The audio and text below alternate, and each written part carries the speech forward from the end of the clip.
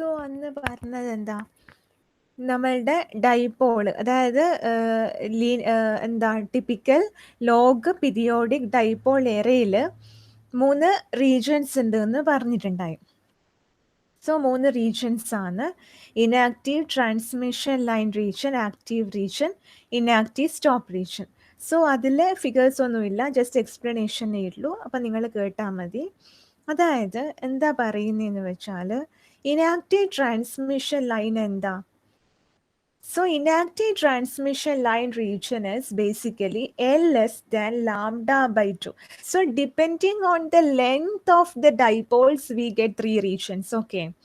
So basically we are getting the 3 regions based on the length of the dipoles. So if the length of the dipole is less than lambda by 2, or lambda, which means the wavelength of the electromagnetic wave. So lambda by 2 is length of the dipole is less than lambda by 2. What we say? We say that the region is inactive transmission line region. Inactive transmission line region. So it is a region in which the length of the dipole is less than lambda by 2. Okay, so it is the region in which the length of the dipole is less than lambda by 2. The elements in this region provides capacitive impedance. Okay, so here, as you already know, an antenna is basically a capacitor, a capacitor separated by and dielectric. Okay, so antenna is basically 2 conductors separated by a distance, which means a capacitor separated by a dielectric. Okay, so free space acts as dielectric. So the elements in this region provides capacitive impedance. Okay, so basically the elements in this region or inactive transmission line region provides what impedance? Capacitive impedance in nature. So the element spacing in this region is comparatively smaller. So I told you L is less than lambda by 2. So the element spacing in this region is comparatively smaller. Okay. The current in this region are very small, hence it is considered as inactive region. So why the term inactive transmission line region, or why the term inactive? The current in this region is very small. Okay, the current in the region is very small, hence it is considered as inactive region. This current lead the voltage supplied by the because current is leading the voltage supplied by the transmission line. Okay, which means I told you capacitive effect. In capacitances, what happened? Current is leading the voltage supplied by the transmission line. Okay, so you know the graph of IV, this in the case of capacitance, current leads the voltage supplied by the transmission line. Okay, so next is active region. So what is active region? L is equal to lambda by 2. So the length is equal to lambda by 2. Okay, the length of the dipole is equal to lambda by 2. So in this region, the length of dipoles are approximately equal to lambda by 2, that is equal to resonant length. So lambda by 2 approximately resonance occurs in this length. Okay, resonance of the antenna occurs at this length, so it is termed as resonant length. Okay, so this is the central region of the array from where maximum radiation takes place. So active region, where the elements have I told you earlier, the dipole array is what? Like an angle. Okay, so it is like an angle, and in that the ends of the dipoles lie on a straight line on both sides, mean what? it forms an angle. Okay. So it forms an angle and the central dipoles is what the length is lambda by 2. Okay, so length less than lambda by 2, the dipoles are near the apex. The dipoles near the center are those dipoles having length equal to lambda by 2. Okay, so less than lambda by 2 elements or dipoles are near the apex of the angle. Okay, so two lines separated by an angle alpha or 2 alpha, I told you earlier. So that angle separation apex, near the apex, the dipoles are formed with the length what? Less than lambda by 2. At the center, this length is equal to lambda by 2, and farther from the apex or towards the edge, what happens? It is greater than lambda by 2. Okay. So, so resonance happens where? Near the center. Okay. Resonance happens near the center, or the resonant length is near the center. This is a central region of the array from where maximum radiation takes place. So, basically, the radiation effects and all related to the size of the antenna.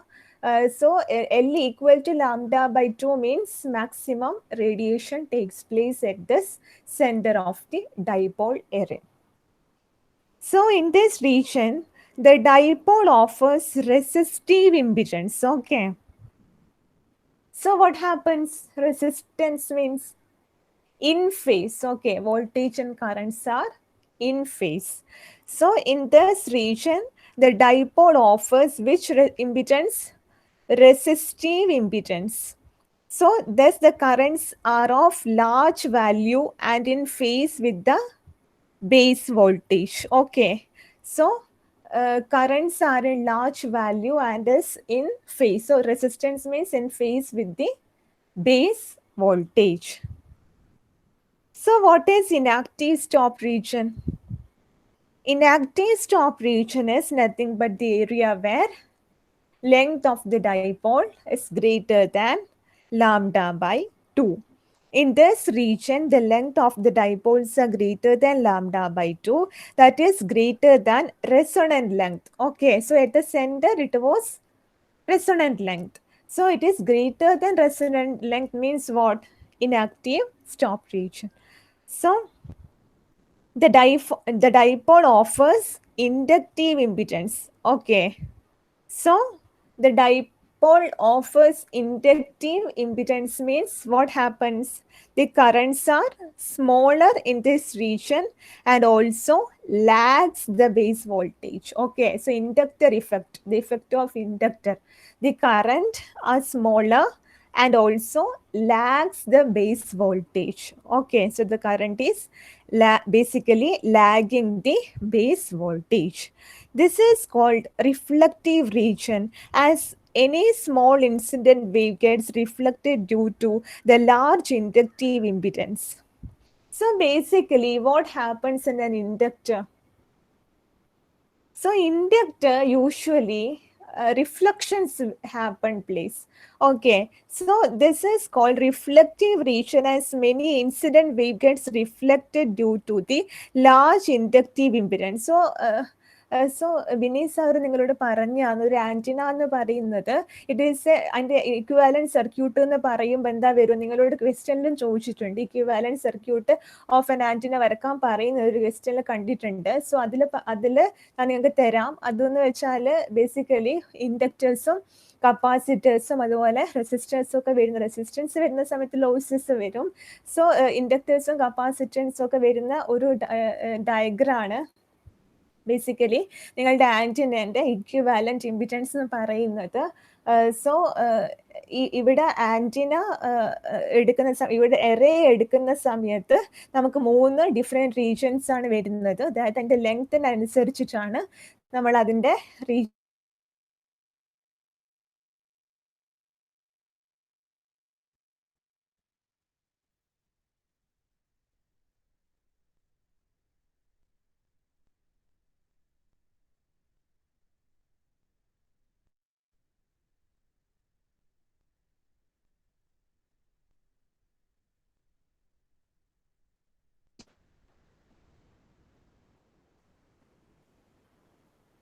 So in this region, the lengths of the dipoles are greater than lambda by 2. So ഇവിടെ reflections വരുന്നുണ്ട് എന്ന് ഓർമ്മിച്ച് വെക്കുക. കാരണം എന്താ, ഒരു ഇൻഡക്ടറിൻ്റെ effect ആണ്. So അതുകൊണ്ട് തന്നെ റിഫ്ലക്ഷൻസ് വരുന്നുണ്ട്. As incident wave gets reflected due to large inductive impedance. So inductive impedance larger ആയതുകൊണ്ട് തന്നെ എന്ത് സംഭവിക്കുന്നു, ഇമ്പിഡൻസ് ആണ് ഇവിടെ ലാർജർ, കറൻസ് സ്മോളർ ആണ്. ഇമ്പിഡൻസ് ലാർജർ ആയതുകൊണ്ട് തന്നെ ഇൻസിഡന്റ് വേവ്സ് റിഫ്ലക്റ്റഡ് ആവുന്നു. സോ അതുകൊണ്ട് തന്നെ റിഫ്ലക്റ്റീവ് റീജിയൻ എന്നും കൂടി ഇതിന് പറയും. സോ 3 റീജിയൻസ് ഉണ്ട്. എന്തെല്ലാം? Inactive transmission line region, active region, inactive stop region. So inactive transmission region എന്ന് പറയുന്ന സമയത്ത് length of the dipole less than lambda by 2, active region equal to lambda by 2, inactive stop region greater than lambda by 2 ആണ്. അതുപോലെ ശരിക്കും പറഞ്ഞാൽ ഓരോ resistance ഒരു കാര്യം ഓർമ്മിച്ച് വെക്കുക. ഇനാക്റ്റീവ് ട്രാൻസ്മിഷൻ റീജിയനിൽ കപ്പാസിറ്റി ഇഫക്റ്റ് ആയിരുന്നു. സോ അതിൽ കറണ്ട് എന്ന് പറയുന്നത് ലീഡ് ചെയ്യുകയാണ് ചെയ്യുന്നത്. ആക്റ്റീവ് റീജിയനിൽ സാധാ റെസിസ്റ്റീവ് ഇമ്പിഡൻസ് ആണ്. അവിടെ എന്താ സംഭവിക്കുന്നത്, കറൻറ്റും വോൾട്ടേജ് ബേസ് വോൾട്ടേജും ഇൻഫേസ് ആണ്. അതുപോലെ ഇനാക്റ്റീവ് സ്റ്റോപ്പ് റീജിയനിൽ ആരാ, ഇൻഡക്റ്റീവ് ഇഫക്റ്റ് ആണ് വരുന്നത്. അതുകൊണ്ട് തന്നെ റിഫ്ലക്ഷൻസും പോസിബിൾ ആണെന്നുള്ള കാര്യം ഓർമ്മിച്ച് വെക്കും. ഇനി നമുക്ക് ഇവിടെ ഒരു എറേ ഉണ്ടെന്ന്, ഒരു ആംഗിൾ ഫോർമേഷൻ ഉണ്ട് എന്ന് പറഞ്ഞു അല്ലേ. അതായത് ഞാൻ പറഞ്ഞു ആൽഫ ഇൻക്ലൂഡഡ് ആംഗിൾ. അതായത് ഇവിടെ പറഞ്ഞിട്ടുണ്ട് these 2 straight lines meet a feed point or apex giving angle included by 2 lines alpha. ഇവിടെ ആൽഫയാണ് നമ്മളുടെ ആ ഒരു എറേ ഫോം ചെയ്യുന്ന ലൈൻസിൻ്റെ ഇൻക്ലൂഡഡ് ആംഗിൾ എന്ന് പറയുന്നത്. സോ ഇവിടുത്തെ ആൽഫേൻ്റെ ടാൻ എടുത്തു കഴിഞ്ഞാൽ നമുക്ക് എന്ത് കിട്ടും, സ്കെയിൽ ഫാക്ടറുമായിട്ട് റിലേറ്റ് ചെയ്യുന്ന ഒരു ഇക്വേഷൻ ഉണ്ട്. സ്കെയിൽ ഫാക്ടറും സ്പേസിങ്ങും വെച്ചിട്ട് വരുന്ന ഒരു ഇക്വേഷൻ. അത് നിങ്ങൾ ജസ്റ്റ് പഠിക്കേണ്ടതാണ്. അതായത് സിമ്പിളാണ്. Tan alpha is equal to 1 minus reciprocal of k, അതായത് 1 minus 1/k divided by 4sk. sk എന്ന് വെച്ചാൽ എന്താന്ന് വെച്ചാൽ s/ലാംഡയാണ്. അതായത് spacing in wavelength short word of lambda by 2 elements. Okay, അതായത് മീൻസ് സ്പേസിങ്ങിനെ നമ്മൾ വേവ് ലെങ്ത്തിൽ ഇൻട്രൊഡ്യൂസ് ചെയ്തിരിക്കുന്നതാണ് ഇവിടെ പറയുന്നത്. അതായത് s/ലാംഡ എടുത്തത്, അതായത് k എന്ന് വെച്ച സ്പേസിംഗ് ആണ്, s എന്ന് വെച്ച സ്പേസിംഗ് ബിറ്റ്വീൻ ദി എലമെന്റ്സ് ആണ്. സോ അതിനെ നമ്മൾ ലാംഡ വെച്ചിട്ട് സ്കെയിൽ ചെയ്ത് കഴിഞ്ഞാൽ എന്ത് കിട്ടി, s/ലാംഡ ചെയ്ത് കഴിഞ്ഞാൽ നമുക്ക് sk എന്ന് പറയുന്ന ടേം കിട്ടി. So sk is equal to s/ലാംഡ. ആ sk ആണ് RHSൽ വരുന്നത്. താഴത്തായിട്ട് 4 into sk എന്ന് പറഞ്ഞിട്ട് വരും.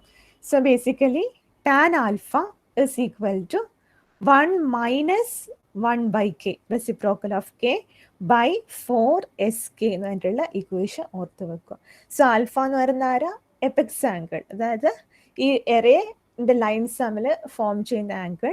k എന്ന് വെച്ചാൽ സ്കെയിൽ ഫാക്ടർ, പിന്നെ sk എന്ന് വെച്ചാൽ spacing in wave length. Okay, so next എന്താ പറഞ്ഞത്, length of any element say n+1 elements and length of first element is related as. So ശരിക്കും പറഞ്ഞാൽ നമ്മൾ 2 കോൺസിക്യൂട്ടീവ് എലമെന്റ്സിൻ്റെ ലെങ്ത്തിനാ നമ്മൾ എന്ത് പറഞ്ഞു, സ്കെയിൽ ഫാക്ടർ, അതിൻ്റെ റേഷ്യോന സ്കെയിൽ ഫാക്ടർ എന്ന് പറഞ്ഞു. എന്നാൽ ഫസ്റ്റ് എലമെൻറ്റിൻ്റെയും n+1 എലമെൻറ്റിൻ്റെയും ലെങ്ത്തിൻ്റെ റേഷ്യോന നമുക്ക് എന്തെടുക്കാൻ പറ്റും, n time k⁻n. Okay, so അങ്ങനെ എടുക്കാൻ പറ്റും. അതായത് length of any element n+1 element and length of first element is related as ln+1. Okay, ratio എന്ന് പറയുന്നത് എന്താ, ln+1/L1 ഫസ്റ്റ് എലമെന്റിൻ്റെയും n+1 എലമെന്റിൻ്റെയും റേഷ്യോ. അതെന്ത് കിട്ടി, k⁻n കിട്ടി അല്ലേ. k⁻n is equal to F എന്ന് പറയുന്ന ഒരു equation. Okay, so length of any element say n plus 1th element and length of first element is related as ln plus 1 by L1 is equal to k raised to n. Scale factor ആണ് k raised to n is equal to capital F. പിന്നെ എന്താ പറഞ്ഞത്? The number of elements in array n can be obtained from upper frequency FU and lower frequency FL as given below. അതായത് ഒരു എറേയിലുള്ള elements, number of elements എന്ന് പറയുന്നത് എന്താ, upper നമ്മൾ ഏത് എറയ എടുത്ത ഈ ഒരു ലോഗ് പീരിയോഡിക് ഡൈപോൾ എറേ, അതായത് LPDA എന്ന് പറയുന്ന ഈ ഒരു എറേയുടെ കാര്യമാണ് ഇവരുടെ പറയുന്നത്. So the number of elements in array small n വെച്ചിട്ട് റെപ്രസെന്റ് ചെയ്യുന്നു. Can be obtained from upper frequency FU and lower frequency FL. അപ്പം നമ്മൾ ഒരു ഡെഫിനറ്റ് ആയിട്ടുള്ള ഫ്രീക്വൻസി റേഞ്ചിലായിരിക്കും ഈ ഒരു ഡൈപോൾ എറേ യൂസ് ചെയ്യുന്നുണ്ടാവുക ഒരു ആൻറ്റിനക്ക് വേണ്ടിയിട്ട്. സോ ആ ഒരു കാര്യം നമ്മൾ ഓർത്ത് വെക്കുക. അപ്പം നമുക്ക് അപ്പർ ഫ്രീക്വൻസി ഉണ്ടാവും, ലോവർ ഫ്രീക്വൻസി.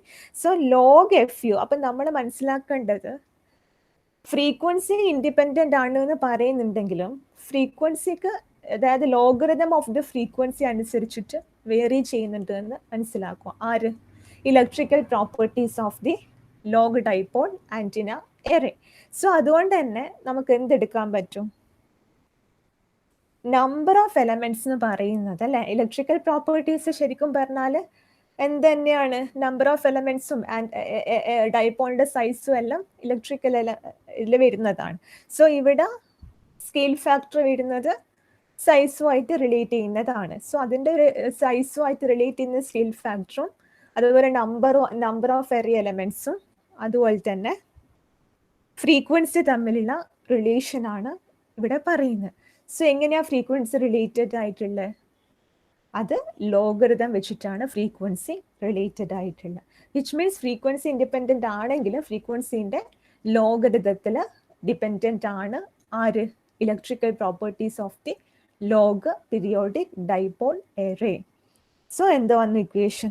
അത് ഓർമ്മിക്കാൻ എളുപ്പമാണ്. അപ്പർ ഫ്രീക്വൻസിൻ്റെ ലോവർ ഫ്രീക്വൻസിൻ്റെ ആണ്. സോ ലോഗ് FU, അതായത് ഫസ്റ്റ് FU ആണ്. So log FU upper frequency minus log FL lower frequency equal to n minus 1. n minus 1 എന്ന് വെച്ചാൽ ഒരു ജനറൽ ആയിട്ട് n എലമെന്റ്സ് ആണ് ഉള്ളെങ്കിൽ n minus 1 എടുത്തു. Log 1/k.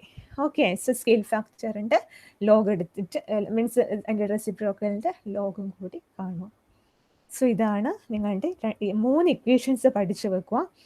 ഒന്നെന്ന് വെച്ചാൽ tan alpha is equal to 1 minus 1/k by 4sk. sk എന്ന് വെച്ചാൽ s by lambda, k scale factor, alpha apex angle, ln plus 1 by L1 is equal to k raised to n. Okay, n plus 1 എലമെന്റ്സും first എലമെന്റും തമ്മിലുള്ള ratio, ലെങ്തിൻ്റെ ratio. അതുപോലെ log FU minus log FL is equal to n minus 1 log 1/k എന്നുള്ള ഇക്വേഷനും കൂടി ഓർമ്മിച്ചു. So next helical antenna എന്ന് പറയുന്ന ചെറിയൊരു ടോപ്പിക്കാണ്.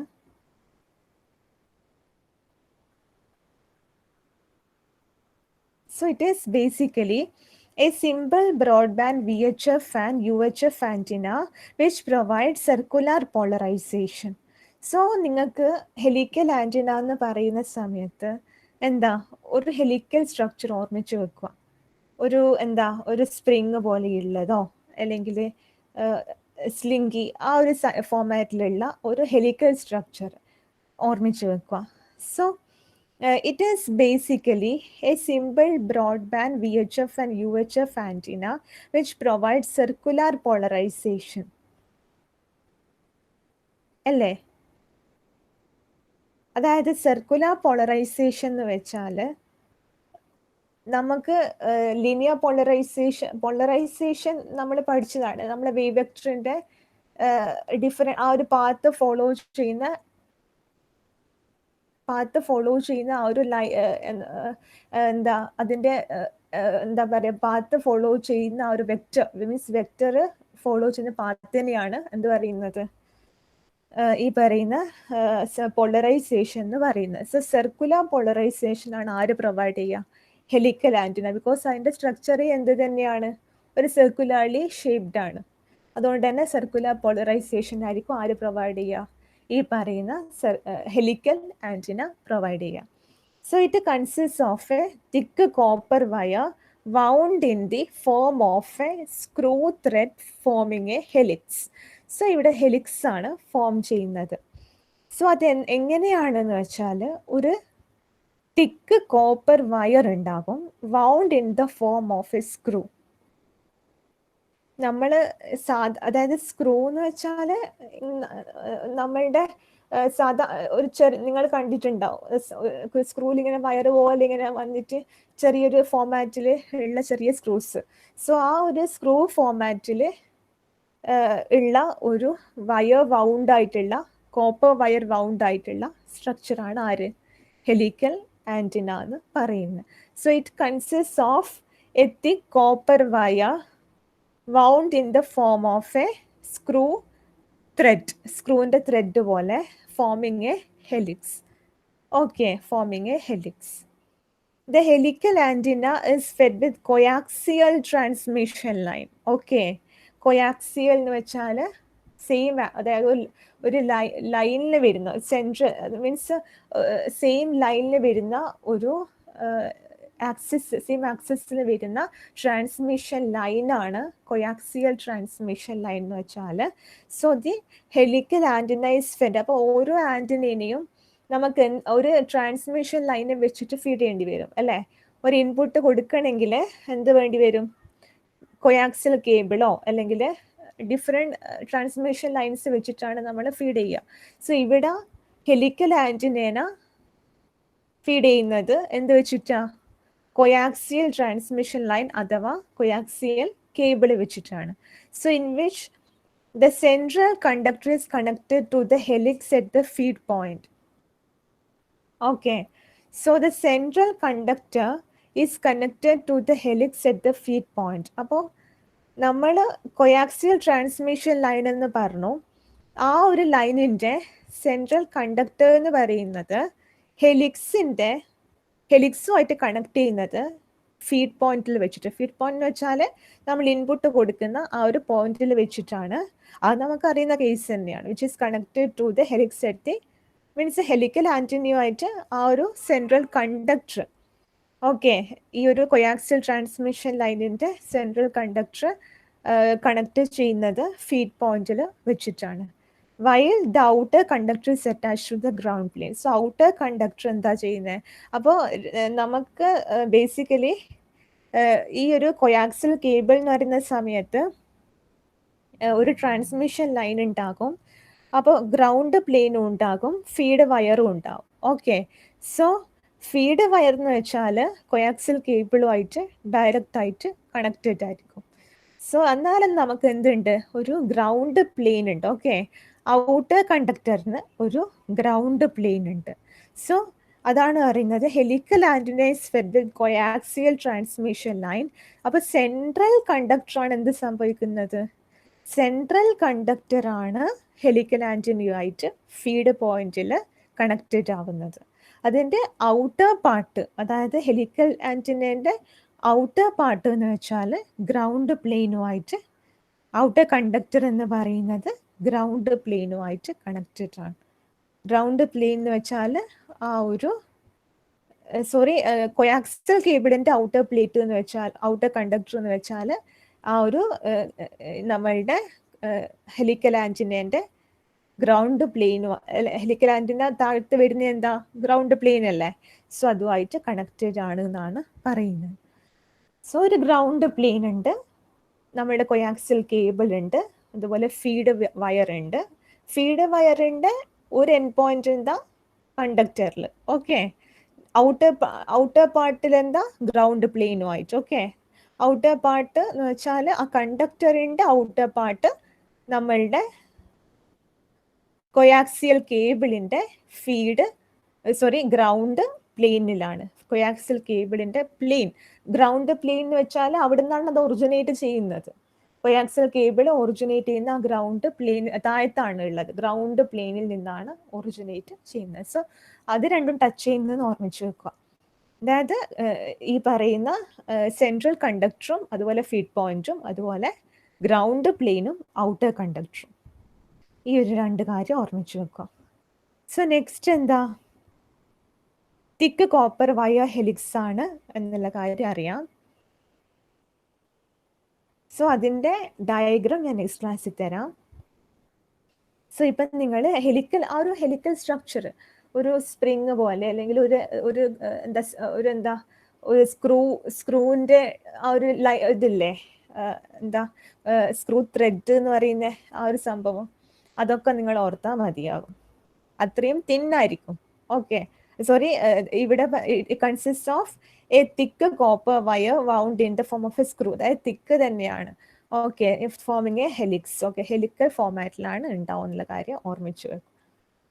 നെക്സ്റ്റ് എന്താ പറഞ്ഞത്, the helical antenna consists of a helix of thick copper wire or tubing wound on a shape of screw thread and used with a flat metal plate called ground plane or ground plate. അപ്പോൾ എന്താണെന്ന് വെച്ചാൽ ഒരു flat metal plate ഉണ്ട് അല്ലേ, അതായത് അതിൻ്റെ കൂടെ തന്നെ ഹെലിക്കൽ സ്ട്രക്ചറിൻ്റെ കൂടെ തന്നെ ഉള്ള ഒരു സംഭവമാണ് ഗ്രൗണ്ട് പ്ലെയിൻ അല്ലെങ്കിൽ ഗ്രൗണ്ട് പ്ലേറ്റ് എന്ന് പറഞ്ഞാൽ. So it consists of a helix of thick copper wire or tubing wound on a shape of screw thread and used with a flat metal plate called ground plane or ground plate. ഇത്രയും ഓർമ്മിച്ച് വെക്കുക. So നമ്മളറിയാം, നമ്മൾ ഏതൊരു ആൻറ്റിനയും പറയുന്ന സമയത്ത്, അതായത് നമ്മൾ V antenna പറഞ്ഞു, റോംബിക് ആൻറ്റിന പറഞ്ഞു, ഹോൺ ആൻറ്റിനാസ് പറഞ്ഞു, ഡിഫറെൻറ്റ് ആൻറ്റിന, കാസ്റ്റഗ്രെയിൻ റിഫ്ലക്റ്റ് ആൻറ്റിനാസ് പറഞ്ഞു, ഡിഫറെൻറ്റ് ആൻറ്റിനാസ് പറഞ്ഞു. അപ്പോൾ ഓരോ ആൻറ്റിന പറയുന്ന സമയത്തും നമ്മൾ എന്തിനാ ഇമ്പോർട്ടൻസ് കൊടുത്ത്, ആ ഒരു ആൻറ്റിനയുടെ ഡിഫറെൻറ്റ് സ്ട്രക്ചറൽ പ്രോപ്പർട്ടീസ് അല്ലെങ്കിൽ ജോമെട്രിക്കൽ പ്രോപ്പർട്ടീസ് അല്ലെങ്കിൽ ഷേപ്പിനാണ് ഇമ്പോർട്ടൻസ് കൊടുത്തത്. സോ അതിൻ്റെ ഡിഫറെൻറ്റ് സ്ട്രക്ചറൽ പ്രോപ്പർട്ടിക്ക് അനുസരിച്ചിട്ട് എങ്ങനെയൊക്കെ നമുക്ക് നമ്മളുടെ ഡിസയേർഡ് ആയിട്ടുള്ള ഡയറക്റ്റിവിറ്റി അല്ലെങ്കിൽ directional properties of the antenna കൊണ്ടുവരാന്നുള്ളതാണ് നമ്മൾ നോക്കിയിട്ടുള്ളത്. അപ്പോൾ ഇവിടെ ഹെലിക്കൽ ആൻറ്റിനയുടെ കേസിലും നമുക്ക് കുറച്ച് പ്രോപ്പർട്ടി, അതായത് ജോമെട്രിക്കൽ പ്രോപ്പർട്ടീസ് ഡിസ്ക്രൈബ് ചെയ്യുന്നുണ്ട്. സോ അത്തരം ജോമെട്രിക്കൽ പ്രോപ്പർട്ടീസ് നോക്കിയിട്ടാണ് എന്ത് പറയുന്നത്, ഇതേപോലെ ഡയറക്റ്റിവിറ്റിയും ഡയറക്ഷണൽ പ്രോപ്പർട്ടീസ് ഓഫ് ദി ആൻറ്റിനയും പറയുന്നത്. സോ ക്യാപിറ്റൽ എന്ന് പറയുന്നത് എന്താ, ടേൺസ്, നമ്പർ ഓഫ് ടേൺസ്, അതായത് ഹെലിക്കൽ സ്ട്രക്ചറാണ്. സോ എത്രത്തോളം ടേൺസ് ഉണ്ട് എന്ന് അതിൽ പറയും. ഡി എന്ന് പറഞ്ഞാൽ എന്താ, അതൊരു സർക്കുലർ ഫോമാറ്റ് അല്ല, സ്പ്രിങ് പോലെയല്ല. സോ അതുകൊണ്ട് ഡി എന്ന് പറയുന്നത് diameter of helix. Okay, so diameter of helix. C എന്ന് പറയുന്നത് എന്താ, സർക്കംഫറൻസ്. അപ്പോൾ 2πr ആണ് സർക്കംഫറൻസ്. അപ്പോൾ 2r എന്ന് വെച്ചാൽ എന്താ, ഡയമീറ്റർ ആണ്. സോ πd ആണ് ആര്, സർക്കംഫറൻസ് ഓഫ് ഹെലിക്സ് എന്ന് വെച്ചാൽ. സോ ഇത്രയും ബേസിക് ആണ്. പിന്നെന്ന് വെച്ചാൽ spacing between two turns measured, അതായത് സെൻറ്റർ ടു സെൻറ്റർ ആയിട്ട് നമ്മൾ എന്ത് ചെയ്യുന്നു, രണ്ട് ടേൺസിൻ്റെ സ്പേസിങ്ങിനെ മെഷർ ചെയ്യുന്നു അല്ലേ. അതായത് രണ്ട് ഹെലിക്കൽ ആൻറ്റിന എന്ന് വെച്ചാൽ ബേസിക് ആയിട്ടുള്ള ഒരു ആൻറ്റിന ആണ്. സോ അതിൽ മീൻസ് രണ്ട് ഹെലിക്കൽ സ്ട്രക്ചേഴ്സ് ഉണ്ട്. സോ രണ്ട് ആ ഒരു റിങ് പോലെയുള്ള രണ്ട് സ്ട്രക്ചേഴ്സിൻ്റെ സെൻറ്ററിൽ ഒരു സെൻറ്ററിൽ നിന്ന് മറ്റേ സെൻറ്ററിലേക്ക് ഉള്ള ആ ഒരു ഡിസ്റ്റൻസ് ആണ് നമ്മൾ മെഷർ ചെയ്യുന്നത്. two turns measured center to center. Okay, spacing between two turns measured center to center. Okay, so next എന്താ, axial length. Axial length എന്താ, ആക്സിസിൻ്റെ അല്ലേ, അതായത് നമ്മളുടെ ആൻറ്റിനേൻ്റെ ആ ഹെലിക്കൽ ആൻറ്റിനേൻ്റെ സെൻറ്ററിൽ കൂടെ പാസ് ചെയ്യുന്നതാണ് ആക്സിസ് എന്ന് വെച്ചാൽ. സോ ആ ഒരു കാര്യം ഓർമ്മിച്ച് വെക്കുക. സോ അതാണ് N/S ആണ് അതിൻ്റെ ഇക്വേഷൻ. സ്പേസിങ്ങിന് നമ്പർ ഓഫ് ടേൺസ് വെച്ചിട്ട് മൾട്ടിപ്ലൈ ചെയ്താൽ. ആക്സിയൽ ലെങ്ത് എന്ന് വെച്ചാൽ എന്താ, ഓരോ ടേണ് തമ്മിലുള്ള സ്പേസിങ്, അതായത് സെൻറ്റർ ടു സെൻറ്റർ ആ ഒരു ഇതെടുത്തു കഴിഞ്ഞാൽ അതിൻ്റെ സ്പേസിങ്ങിന് ടോട്ടൽ ടേൺസ് എത്രയുണ്ടോ അത് വെച്ച് മൾട്ടിപ്ലൈ ചെയ്ത് കഴിഞ്ഞാൽ നമുക്ക് ടോട്ടൽ സ്പേസിങ് കിട്ടിയില്ലേ. അപ്പോൾ ടോട്ടൽ സ്പേസിങ് തന്നെയാണ് എന്തെന്ന് ആക്സിയൽ ലെങ്ത് എന്ന് വെച്ചാൽ.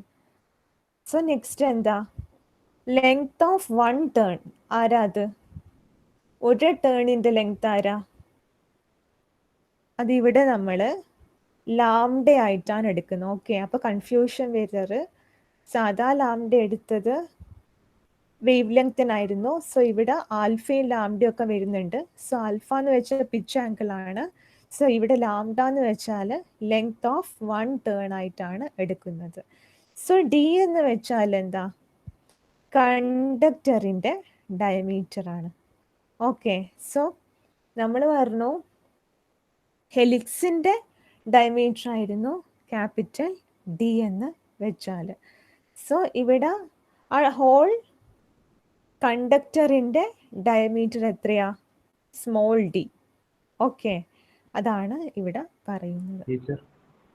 ആ സ്ക്രീന് കാണുന്നില്ല. അതെയാ, ഒറ്റ സെക്കൻഡ്.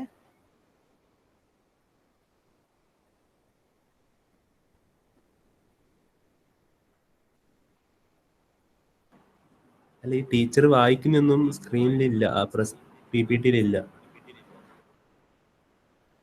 ഓ അങ്ങനെയാ. അതെന്ന് വെച്ചാൽ ഞാൻ സ്ലൈഡ്സ് ആക്കിയിട്ടില്ല, ഞാൻ നിങ്ങൾക്ക് പറഞ്ഞിരുന്നേ ഉള്ളൂ. ഓക്കെ,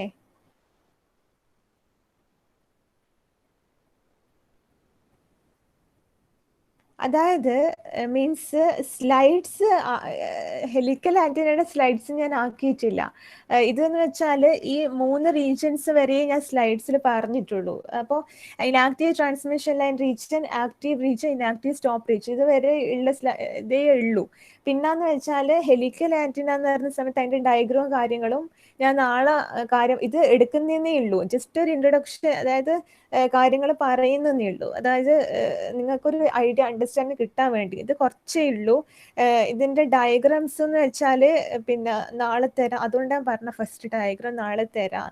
അപ്പോൾ അതുകൊണ്ട് നിങ്ങൾ ജസ്റ്റ് കേട്ടിരുന്നാൽ മതി. അതുപോലെ ഏറ്റവും ഇമ്പോർട്ടൻ്റ് ആയിട്ടുള്ള എന്താ, മൈക്രോസ്ട്രിപ്പ് പാച്ച് ആൻറ്റിനയാണ്. അത് വരുന്നുണ്ട്. അതാണ് ഏറ്റവും ഈ ഒരു ചാപ്റ്ററിൽ ഇമ്പോർട്ടൻ്റ് ആയിട്ടുള്ളത് ശരിക്കും പറഞ്ഞാൽ. സോ ഹെലിക്കൽ ആൻറ്റിന ചോദിച്ചിട്ടുണ്ട്, പക്ഷേ മൈക്രോസ്ട്രിപ്പ് പാച്ച് ആൻറ്റിനയുടെ ഡിസൈനും കാര്യങ്ങളും ഒക്കെയാണ് ഇതിൽ കാര്യമായിട്ട് ഈ ഒരു മൊഡ്യൂളിൽ ഡയറക്റ്റിവിറ്റിയും അങ്ങനെ ഡിഫറെൻറ്റ് ഗെയിൻ ഫാക്ടേഴ്സും അങ്ങനെ ഡിഫറെൻറ്റ് കാര്യങ്ങൾ വരുന്നത്. Okay, so microstrip patch antenna sir വന്ന് പറഞ്ഞിട്ടുണ്ടായിട്ടില്ലേ, അപ്പോൾ നിങ്ങൾക്ക് എളുപ്പമായിരിക്കും. സോ അത് നിങ്ങൾക്ക് ഓർത്ത് വെക്കാൻ എളുപ്പമായിരിക്കും. സോ ഇവിടെ ഹെലിക്കൽ ആൻറ്റിന കുറച്ച് കാര്യങ്ങളേ ഉള്ളൂ. അതായത് ഈ പറയുന്ന പ്രോപ്പർട്ടീസ് ഓർത്ത് വെക്കുക, അത്രയേ ഉള്ളൂ. ഓക്കെ, അതിൻ്റെ ഡയഗ്രാം എന്ന് വെച്ചാൽ അതായത് ഒരു കൊയാക്സിയൽ കേബിൾ ഉണ്ട്, ഗ്രൗണ്ട് പ്ലെയിൻ ഉണ്ട്, ഫീഡ് വയർ ഉണ്ട്, തിക്ക് കോപ്പർ വയോ ഹെലിക്സ്. അതായത് ഒരു സാധാ ഹെലിക്സ് എന്താണോ, നിങ്ങൾ ഹെലിക്സ് ഒക്കെ അറിയുന്ന തന്നെയാണ് അല്ലേ. അപ്പോൾ അത് തന്നെയാണ് ബേസിക്കലി ഹെലിക്കൽ ആൻറ്റിനയുടെ ഷേപ്പും.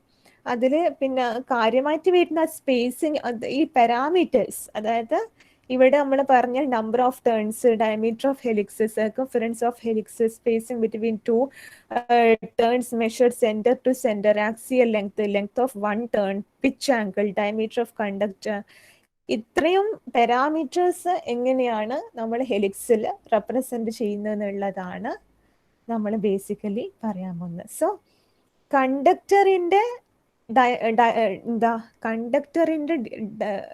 ഡയമീറ്റർ എന്ന് പറയുന്നത് എന്താ, അതായത് നമുക്കറിയാം ഹെലിക്സിന്റെ ഡയമീറ്റർ എന്ന് വെച്ചാൽ ഹോൾ സ്ട്രക്ചർ, അതായത് പിന്നെ നമ്മൾ സർക്കുലർ സ്ട്രക്ചർ ഉണ്ട് അല്ലേ, ആ സർക്കുലർ സ്ട്രക്ചർ ഉണ്ട്. എന്നാൽ കണ്ടക്ടർ എന്ന് പറയുമ്പോൾ തിൻ ആയിട്ടുള്ള, അതായത് എന്താ ആ ഒരു വയറിന്റെ അല്ലെ, ആ ഒരു ഹെലിക്കൽ ആയിട്ടുള്ള നമ്മൾ ആ ഒരു സോളിഡ് ആയിട്ടുള്ള അതിന്റെ ഡയമീറ്റർ, ആ തിന്നായിട്ടുള്ള ആ സോളിഡ് ആയിട്ടുള്ള അതിന്റെ ഡയമീറ്റർ, അത്രയും ചെറുതായിട്ടുള്ള അതിന്റെ ഡയമീറ്റർ.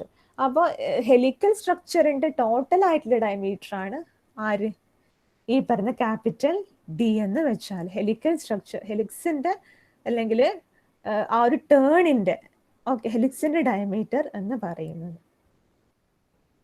അപ്പൊ എത്രത്തോളം ടേൺസ് ഉണ്ടോ അതാണ് നമ്പർ ഓഫ് ടേൺസ്. ഹെലിക്സിന്റെ ഡയമീറ്റർ ആണ് number of capital D. Circumference of helix എന്താ, പൈ ഡി അല്ലേ, നമ്മൾ സദാ ഇക്വേഷൻ. അതുപോലെ spacing between two turns measured centre to centre, അതായത് സെന്റർ ടു സെന്റർ എന്ന് പറയുന്ന സമയത്ത് രണ്ട് ടേൺസിന്റെ സെന്റർ ടു സെന്റർ മെഷർ ചെയ്യുന്ന ആണ് സ്പേസിംഗ് ആണ് ക്യാപിറ്റൽ എസ്. സ്പേസ് എന്ന് വെച്ചാൽ ആ ഹെലിക്കൽ സ്ട്രക്ചറിന്റെ രണ്ട് ടേൺസ് തമ്മിലുള്ള സ്പേസിങ്, പക്ഷേ സെന്റർ ടു സെന്റർ മെഷർ ചെയ്യുമ്പോൾ അക്യുറേറ്റ് ആവുന്നേ ഉള്ളൂ. അതുപോലെ ആക്സിയൽ ലെങ്ത് എന്ന് വെച്ചാൽ എന്താ, ആക്സിയൽ ലെങ്ത് ശ്രദ്ധിക്കേണ്ട ഒരു കാര്യം number of turns into spacing ആണ്. ആ ഇക്വേഷൻ വരാൻ കാരണം സ്പേസിംഗ് എന്ന് വെച്ചാൽ സെന്റർ ടു സെന്റർ മെഷർ ചെയ്യുന്ന ഈ ഒരു ഡിസ്റ്റൻസ് ആണ്, രണ്ട് ടേൺസ് ഉണ്ട്. അപ്പോൾ എത്രത്തോളം ടേൺസ് ഉണ്ട്, capital N. So N into S ആണ് ബേസിക്കലി എന്തെന്ന്, സ്പേസ്, ടോട്ടൽ സ്പേസ് ലെങ്ത് അഥവാ ആക്സിയൽ ലെങ്ത് എന്ന് പറയുന്നത്. ഓക്കെ, ടോട്ടൽ സ്പേസ് എങ്ങനെയാണ്, ആക്സിയൽ ലെങ്ത് എന്ന് പറയുന്നത്. ആക്സിൽ എന്ന് വെച്ചാൽ നടുക്കൂട്ട പോകുന്ന ആ ഒരു ലൈൻ അഥവാ അതിൻ്റെ എന്താ പറയുക, ആക്സിയൽ ലെങ്ത് എന്ന് വെച്ചാൽ ആ ആക്സിസിന്റെ ലെങ്ത്. ഓക്കെ, ഇനിയെന്ന് വെച്ചാൽ എന്താ, ഒരു ടേണിന്റെ ലെങ്ത് അതാരാ, ഒരു ടേണിന്റെ ലെങ്ത് എന്ന് വെച്ചാൽ അത് ലാംഡയാണ്. ഓക്കെ, സോ പിച്ച് ആംഗിൾ എന്നൊരു ആംഗിളും കൂടി പറയുന്നുണ്ട്, അത് ആൽഫയാണ്. അതുപോലെ diameter of conductor. Okay, so diameter of conductor വെച്ചാൽ ആ ഒരു കണ്ടക്റ്റിംഗ് സർഫസിന്റെ മാത്രം, അതായത് ആ ഒരു വയറിന്റെ മാത്രം angle. Okay, sorry, diameter. So ഇത്രയാണ് അതിൽ പറഞ്ഞ. ഇനി കുറച്ചൊരു ഇക്വേഷൻ ഉണ്ട്, ടേൺ ലെങ്തിൻ്റെയും പിച്ച് ആംഗിളിൻ്റെ ഇക്വേഷൻ ആണ്. സോ അത് നിങ്ങൾക്ക് നാളെ തരാം. അതുപോലെ ചെറിയൊരു ഡയഗ്രാം വരുന്നുണ്ട്, ഡിഫറെൻറ്റ് മോഡ്സ് ആണ്, normal mode, axial mode, conical mode, two different modes ഒക്കെ പറയുന്നുണ്ട്. സോ ആക്സിയൽ മോഡാണ് നിങ്ങൾക്ക് അതിൽ കാര്യമായിട്ട് പഠിക്കാനുള്ളൂ. സോ ആക്സിയൽ മോഡ് നെക്സ്റ്റ് ക്ലാസ്സിൽ എടുക്കാം. സോ ആക്സിയൽ മോഡാണ് കാര്യമായിട്ട് പഠിക്കാനുള്ളത്. സോ ഈ പാരാമീറ്റേഴ്സിന്റെ ഒരു ഡയഗ്രാം ഉണ്ട്, പാരാമീറ്റേഴ്സിന്റെ ഡയഗ്രാം നെക്സ്റ്റ് ക്ലാസ്സിൽ തരാം. So basically axial mode important ആയിട്ടുള്ളൊരു മോഡാണ്. കോണിക്കൽ മോഡ് ഡിഫറെൻറ്റ് മോഡ്സ് ഉണ്ട്. സോ നിങ്ങൾക്ക് അത് നെക്സ്റ്റ് ക്ലാസ്സിൽ തരാം. സോ ഇത്രയാണ് ഉള്ളത്. സോ നിങ്ങൾ ബേസിക്കലി മൈക്രോസ്ട്രിപ്പ് പാച്ച് ആൻറ്റിനാസ് ആണ് ഈ ഒരു മൊഡ്യൂളിൽ ശ്രദ്ധിക്കേണ്ടതായിട്ടുള്ളത്. അപ്പോൾ ഇന്ന് ഞാൻ എടുത്തത് മെയിൻലി എടുത്തത്, അതായത് ഹെലിക്കൽ ആൻറ്റിനാസ് നിങ്ങൾ ശ്രദ്ധിക്കേണ്ട കാര്യമില്ല, നാളെ നല്ല വൃത്തിക്ക് പറഞ്ഞുതരാം. സോ ഇനാക്റ്റീവ് ട്രാൻസ്മിഷൻ ലൈൻ റീജിയനും ആക്റ്റീവ് റീജിയനും ഇനാക്റ്റീവ് സ്റ്റോപ്പ് റീജിയനും നല്ല വൃത്തിക്ക് മനസ്സിലാക്കി വെക്കുക. അതായത് L less than λ/2, L equal to λ/2, L greater than λ/2. ഇത്രയും കാര്യം. അതായത് എന്തായിരുന്നു, കപ്പാസിറ്റൻസ്, റെസിസ്റ്റൻസ്, ഇൻഡക്റ്റൻസ്. ഓക്കെ,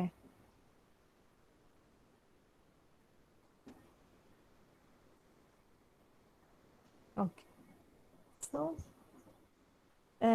ശരിക്കും പറഞ്ഞാൽ നിങ്ങൾക്ക് ലാസ്റ്റ് ക്ലാസ്സസ് കുറച്ചല്ലേ ഉണ്ടാവുള്ളൂ. സോ അതുകൊണ്ട് തന്നെ പിന്നെ അറ്റൻഡൻസ് അങ്ങനെ അങ്ങ് ഇട്ട് പോകലാണ്, പക്ഷെ അങ്ങനെ കാര്യാക്കലില്ല ആബ്സെൻറ്റീസിന്. സോ അതുകൊണ്ട് നിങ്ങൾക്ക് അറ്റൻഡൻസ് അങ്ങനെ പ്രൊവൈഡ് ചെയ്യുന്നുണ്ട് ഇപ്പം കുറച്ച് ദിവസമായിട്ട്. ഓക്കെ, സോ ബാക്കിയുള്ള നെക്സ്റ്റ് ക്ലാസ്സിൽ എടുക്കാം. ഓക്കെ, ശരി.